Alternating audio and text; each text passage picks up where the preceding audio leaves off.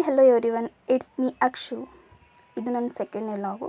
ನಾನು ಬೆಳಗ್ಗೆ ಎದ್ದು ಸೂರ್ಯ ನಮಸ್ಕಾರ ಮಾಡಿ ಸ್ನಾನ ಮಾಡಿಕೊಂಡು ಪೂಜೆ ಮಾಡಿದೆ. ತುಳಸಿ ಕಟ್ಟೆಗೂ ಹೂ ಮುಡಿಸಿ ಪೂಜೆ ಮಾಡಿದೆ. ಇದು ವಾಸ್ತು ಡೋರಲ್ಲಿರೋ ತುಳಸಿ. ಹಾಗೆ ಮನೆ ಹಿಂದೆ ಹೋಗಿ ಹೂಗಳನ್ನೆಲ್ಲ ಕಿತ್ಕೊಂಡು ಬಂದೆ. ಮನೆ ಮುಂದೆನೂ ಗಿಡಗಳಿವೆ, ಅವುಗಳಿಗೆ ನೀರು ಹಾಕಿ ಒಂದು ಫೋಟೋ ಕ್ಲಿಕ್ ಮಾಡಿಕೊಂಡೆ. ಇದು ಶಾಪಲ್ಲಿರೋ ದೇವರಿಗೂ ನಾನು ಪೂಜೆ ಮಾಡಿದೆ. ಬೆಳಗ್ಗೆ ಕಾಳುಗಳನ್ನು ನೆನೆಸಿಟ್ಟಿರ್ತೀನಿ, ಅದನ್ನು ತಿಂತೀನಿ. ಅಂಜೂರನ್ನು ತಿನ್ನಬೇಕು, ಅದು ಹೆಲ್ತಿಗೆ ಒಳ್ಳೆಯದು. ಸೊ ನೀರನ್ನು ನೆನೆಸಿಟ್ಟಿರೋ ನೀರನ್ನು ಕುಡಿಬೇಕು.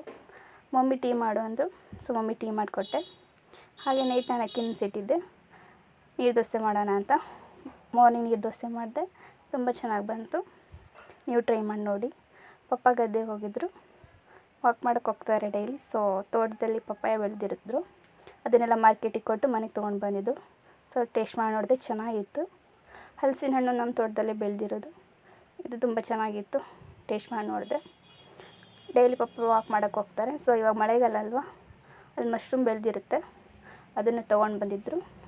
ಮಮ್ಮಿ ಅದು ರೆಸಿಪಿ ಮಾಡಿದ್ರು. ಸೊ ತುಂಬ ಚೆನ್ನಾಗಿತ್ತು. ಲೈಕ್, ಶೇರ್, ಕಮೆಂಟ್ ಮಾಡಿ, ಸಬ್ಸ್ಕ್ರೈಬ್ ಮಾಡಿ. ಬಾಯ್.